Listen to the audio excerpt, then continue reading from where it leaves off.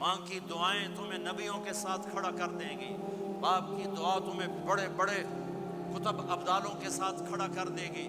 والدین کو خوش کرنا، جو صبح صبح والدین کی صرف ایسے جا کے دیکھ لے، نہ سلام کرے نہ حال پوچھے، بس یوں دیکھ لے محبت سے، صبح سے شام تک جنت میں 2 دروازے اس کے لیے کھل جاتے ہیں۔ صبح سے شام تک جنت میں 2 دروازے کھل جاتے ہیں۔ اگر آپ کے ماں باپ یہاں ساتھ ہیں تو اپنی جنت بنا لیں، ان کے مرنے سے پہلے پہلے اپنی جنت بنا لیں، ان کی دعا لے لیں۔ ایک نوجوان ذمہ دار تھا، نہ نماز نہ روزہ نہ حج، کچھ بھی نہیں، اور غافل زندگی۔ اب تو ماشاءاللہ بہت بدل گیا ہے، کہتا مولانا میری کبھی کوئی دعا رد نہیں ہوئی، حالانکہ سارے عیب تھے، سارے گناہ تھے، دعائیں ساری قبول تھی۔ میں نے کہا وہ کیسے؟ کہ میں رات کو جا کے اماں کو بھی دباتا، اور اب بہت بڑا ذمہ دار اپنی ماں کو بھی دباتا، اپنے باپ کو بھی، پھر دونوں کے پاؤں یوں اپنے باہوں میں لے کر ان کو چومتا اور ان پہ سر رکھ کے دعا کرتا، میری ہر دعا قبول ہوتی تھی۔ تو اپنے ماں باپ کے قدموں تلے اپنی دعائیں تلاش کرو، خاص طور پر اپنی ماں کے قدموں تلے جنت تلاش کرو۔ میرے نبی نے کہا ماں کے قدموں تلے جنت ہے۔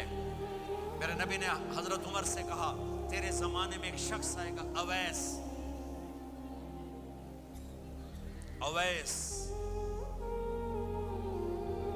وہ رنگ کا ہوگا کالا، قد کا ہوگا چھوٹا، اور قبیلہ ہوگا قرن۔ جب وہ آئے تو اس سے دعا کروانا، تو بھی اور علی بھی۔ کہ وہ کس لیے؟ کہ اویس نے ماں کی خدمت کر کے وہ مقام حاصل کیا ہے، جب ہاتھ اٹھاتا اللہ ہاتھ رد نہیں کرتا۔ عمر علی کو اویس کی دعا کی ضرورت نہیں تھی، ہمیں سکھانا تھا۔ اس عمر کے زمانے میں ان کو پتہ چلا کہ اویس آگے ہیں، ان کو ڈھونڈتے ڈھونڈتے پہنچے میدان عرفات میں، نفل پڑھ رہے تھے، یہ ان کے پاس بیٹھ گئے۔ انہوں نے دیکھا 2 آدمی آ گئے، انہیں سلام پھیرا۔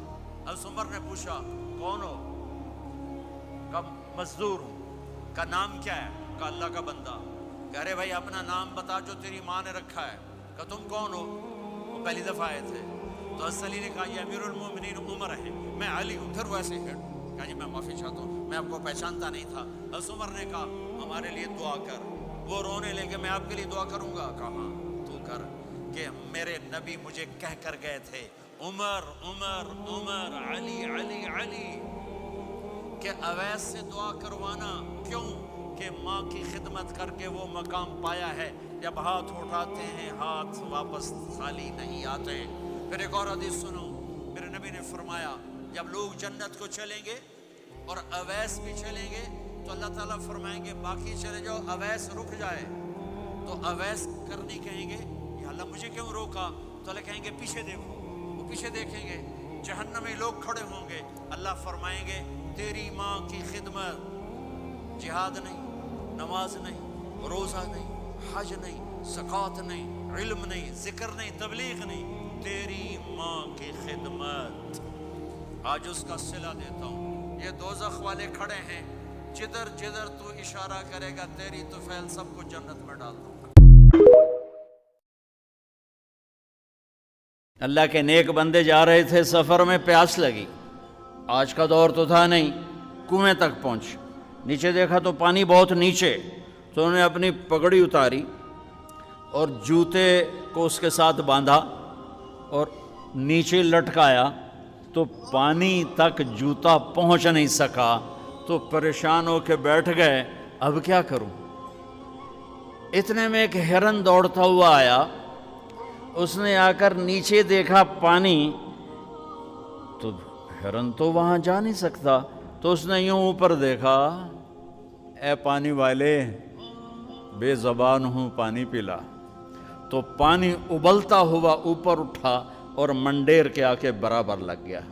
ہرن نے پانی پیا، ہرن کی طفیل اس انسان نے پیا، ہرن پیچھے مڑا، پانی نیچے گیا، تو اس کے منہ سے بے ساختہ نکلا کہ میں انسان، میرے لیے تو پانی اوپر نہیں آیا اور یہ جانور کے لیے اوپر آیا۔ غیب سے آواز آئی تو رسی کا سہارا ڈھونڈتا رہا، اس نے مجھے پکارا۔ اس نے پانی والے رب کو پکارا، ادعونی استجب لکم، ادعونی استجب لکم، ادعونی استجب لکم۔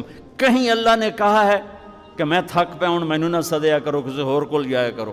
ان الذین تدعون من دون اللہ لن یخلقوا ذبابا ولو اجتمعوا لہ۔ کیا قرآن نے خوبصورت مثال دی ہے۔ میرے بندو ایک چھوٹی سی مثال دیتا ہوں، میرے سوا جتنی دنیا کے انسان ہیں ان سے کہو ایک مکھی بنا کے دکھائیں، جو تمہیں مکھی بنا کے دے دے بے شک اس کے آگے بھی پڑ جانا اور اس کے بھی پاؤں میں پڑ جانا اور اس کو بھی معبود بنا لینا۔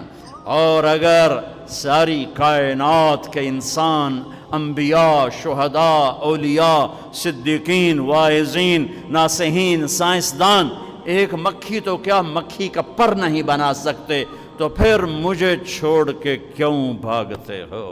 ففروا الی اللہ، دوڑو اللہ کی طرف، دوڑو اللہ کی طرف، جھکو اللہ کے سامنے، مانگو اپنے اللہ سے جس کے خزانے ختم نہیں ہوتے۔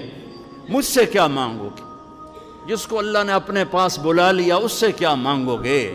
اس سے مانگو جو سب کو موت دیتا ہے اور موت سے پاک ہے، سب کو کھلاتا ہے اور کھانے سے پاک ہے، سب کو دیتا ہے اور لینے سے پاک ہے، جس کو دینے کے لیے کہیں سے لینا نہیں پڑتا،